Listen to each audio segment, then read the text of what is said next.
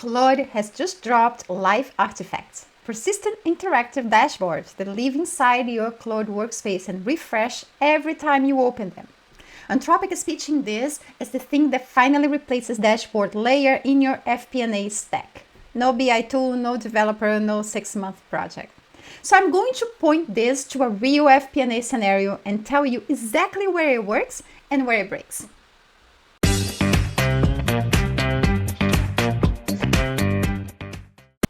I'm Carolina. I spent 25 years in corporate finance. In all of those years, there's one question I learned matters more than almost anything else on an FP&A team's dashboard. And honestly, it's what a lot of teams are not watching closely enough.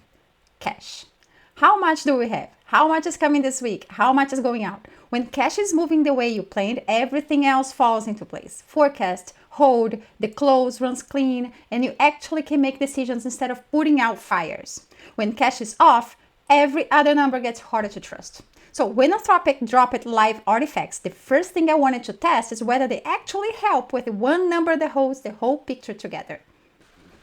Here's what an FP&A lead at a 24 million industrial manufacturer has to do every Monday.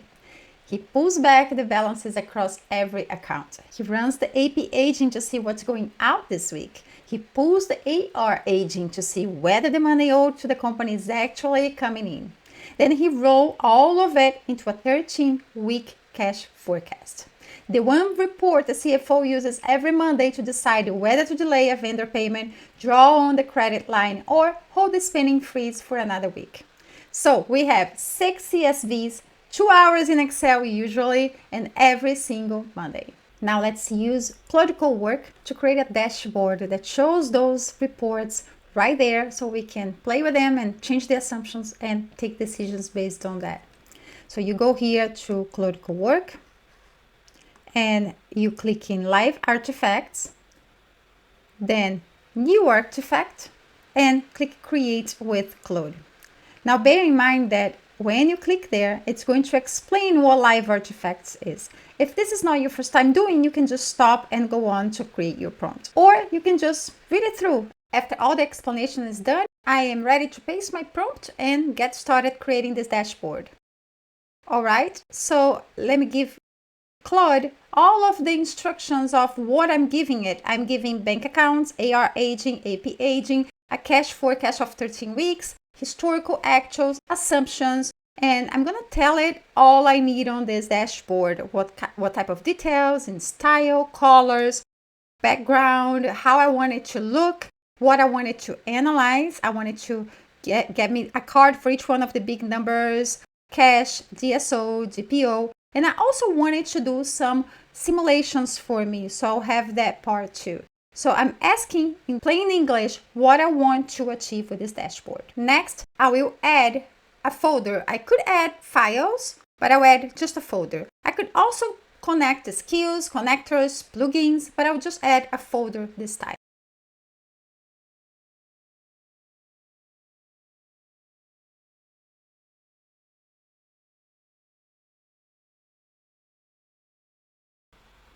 Now pause for a second because this is the part I really want you to get.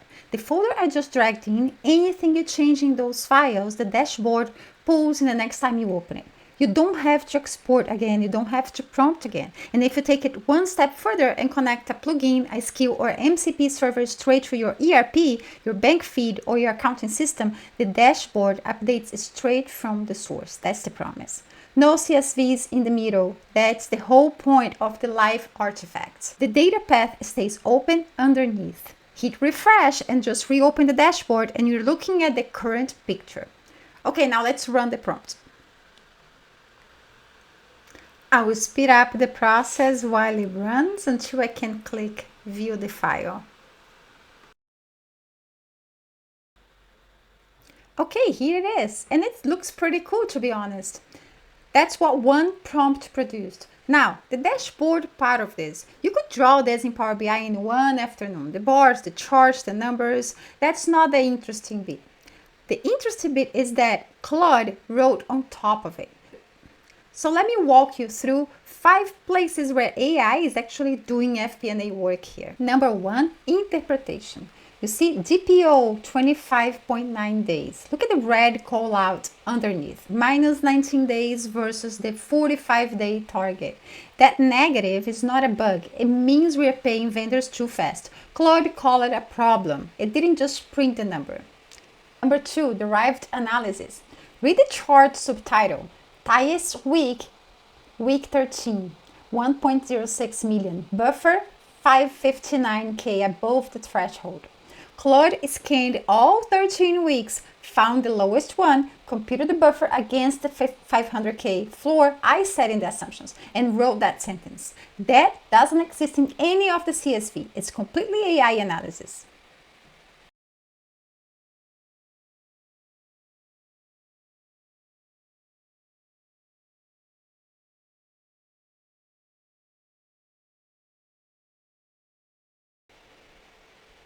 Number 3, diagnosis.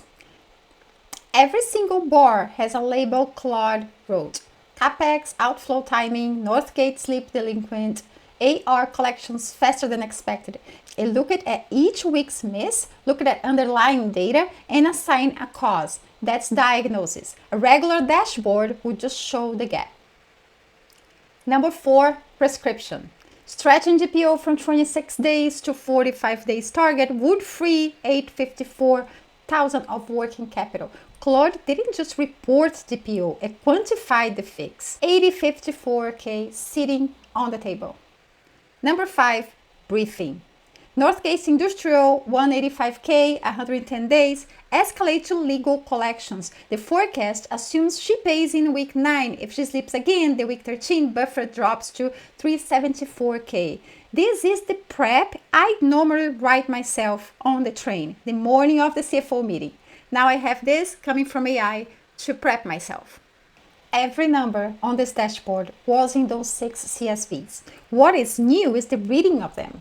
That's the AI part. The dashboard is just the surface. Okay, now the best part. That's what makes this a live artifact.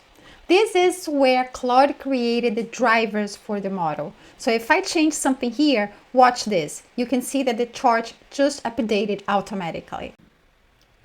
Okay, here's what I would push back on. This is a good first draft. It's not perfect. There are 3 things. First, the variance chart. We missed forecasting 6 of the last 8 weeks. That's a pattern, not a noise.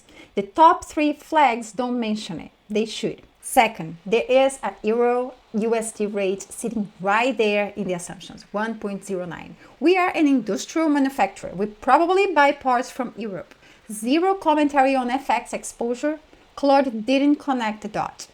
Third, look at the weekly payroll, 165,000 a week. Over 13 weeks, that's 2.1 million. That's the biggest single outflow on this whole dashboard. It was not flagged. The takeaway, the better prompt, the better dashboard. Tell Claude not just what to compute, but what to comment on. Here's my take. Use live artifacts when it's a weekly or monthly executive snapshot. So the data fits in 100 rows, which is a limitation of the live artifacts. And your audience is small enough to put them all on pro plans. Don't use live artifacts when you need to write back to the source systems, your data set is a full general ledger or anything close to it, or your workflow needs an audit trail. Live artifacts might replace the dashboard layer, but they don't replace the system of record. If you're serious about learning how to create AI workflows that actually work, workflows you can run on real data with real stakeholders for real decisions, that's exactly what I teach inside the FP&A AI Accelerator, a cohort where I work with you and your team to build intelligent workflows with Claude Code and Claude Cowork. From scratch, no demos, real production work. Make sure you subscribe in the link below. So if you like this video, like and subscribe so you don't miss anything else I post. I'll see you in the next one.